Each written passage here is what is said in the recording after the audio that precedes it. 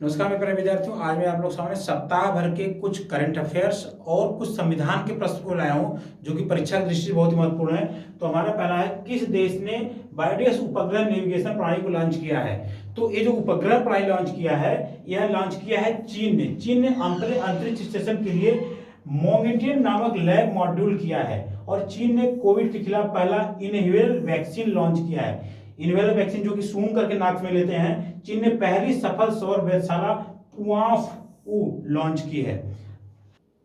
पिछले 3 वर्षों में चीन का दौरा करने वाले G7 के कौन से नेता हैं? तो G7 के जो 3 नेता हैं वो है ओलाफ सोल्ज, जो कि जर्मनी के चांसलर बने हुए हैं। तो मैं आपको बता दूं G7 में कौन कौन से देश है। जर्मनी, रूस, कनाडा, अमेरिका, जापान, इटली और ब्रिटेन, ये G7 के देश हैं। और ओलाफ सोल्ज जो है, इन्होंने चीन की यात्रा की और जर्मनी के चांसलर बने हुए हैं। FY 2023 में रूस किस देश के पिग आयरन का सबसे बड़ा आयातक देश बना हुआ है? तो पिग आयरन का सबसे बड़ा आयातक देश जो है, ये हमारा भारत है। दुनिया में हीरो का सबसे बड़ा निर्यातक भी भारत है। और भारत में सबसे ज्यादा क्रूड ऑयल को आयात किया जाता है। क्रूड ऑयल जो हमारा पेट्रोलियम होता है, सबसे ज्यादा आयात किया जाता है, क्योंकि हम अपनी जरूरत का 80% क्रूड ऑयल बाहर से निर्यात करते हैं, आयात करते हैं। भारत दालों का सबसे बड़ा उत्पादक और उपभोक्ता देश भी है।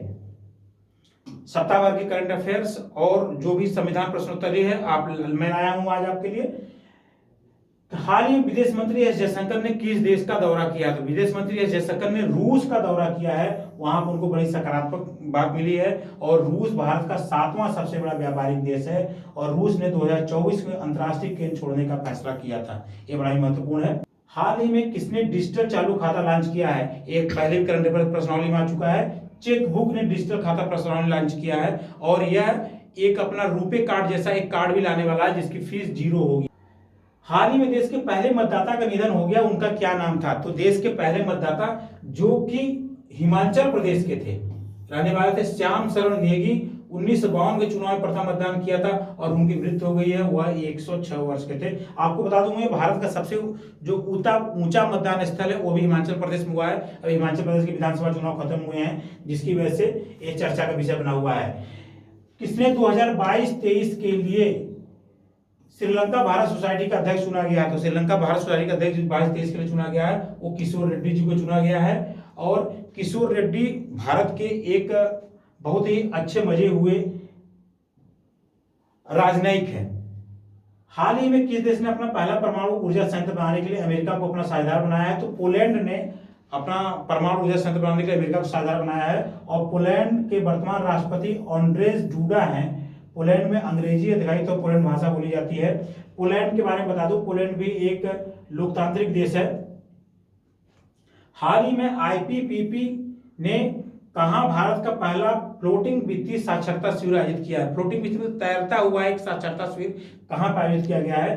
तो यह जम्मू कश्मीर में लॉन्च किया गया, तैरता हुआ। इसको भारत का पहला तैरता हुआ साक्षरता शिविर भी कहते हैं, कश्मीर में।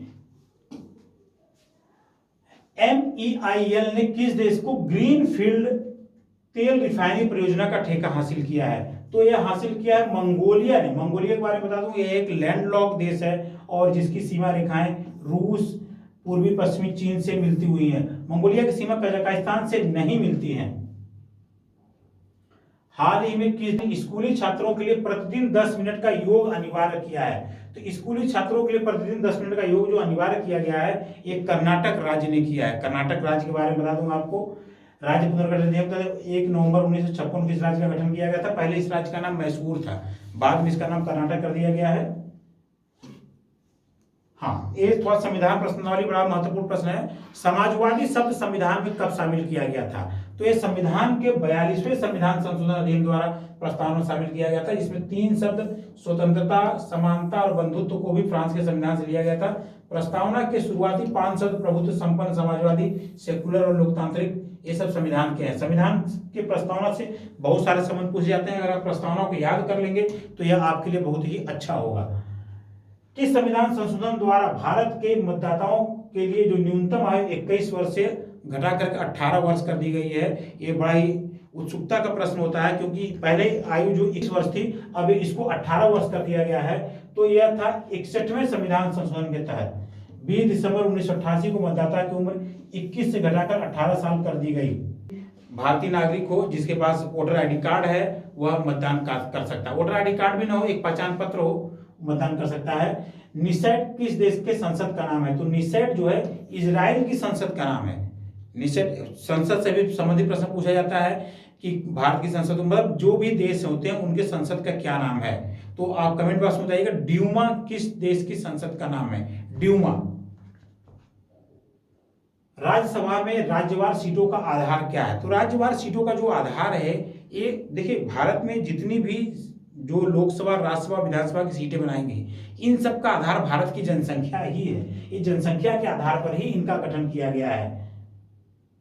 भारत में किस वर्ष शादी की उम्र को 21 वर्ष की गई है? शादी की उम्र को 21 वर्ष की गई है। आपको बता दूं मैं, जो शारदा अधिनियम के तहत शादी की उम्र को पहली बार एक निश्चित किया गया था, जो कि महिलाओं की उम्र जो पहले 12 वर्ष थी, फिर 14 वर्ष हुई, फिर 16 वर्ष हुई, वर्तमान में 18 वर्ष निर्धारित की गई है शादी की उम्र, और फिर 21 वर्ष कर दी गई है। इस वर्ष भारत शादी की उम्र कर दी गई है। तो यह किया गया है 2022 में, अभी लेटेस्ट संशोधन है, अब शादी की उम्र 21 वर्ष कर दी गई है। प्रति व्यक्ति ग्रीन हाउस गैस उत्सर्जन करने में सर्वाधिक योगदान देने वाला देश कौन है? तो ग्रीन हाउस के बारे में बता दूं, ग्रीन हाउस गैसें जो होती हैं ये पूरे भारत में, पूरे विश्व में, और एक तरह से जितने भी पूरे हमारी पृथ्वी है, ये सबके ग्लोबल वार्मिंग का कारण बनी हुई है, जिनके कारण ग्लेशियर की बर्फ पिघल रही है। तो इसके लिए सर्वाधिक जो जिम्मेदार देश है वह है America.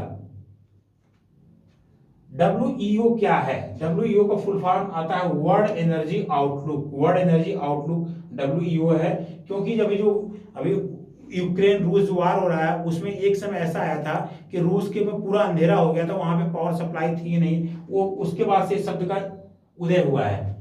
WIPO global innovation index 2022 Bharat का कौन सा रैंक है? तो भारत का रैंक 40वां है, जबकि 2021 में 46वें स्थान पे था। आज का हमारा आखिरी प्रश्न है, भारत के लिए नए अटॉर्नी जनरल के रूप में किसे नियुक्त किया गया है? तो भारत के नए अटॉर्नी जनरल जो नियुक्त हुए हैं, R वेंकट रमणी को नियुक्त किया गया है।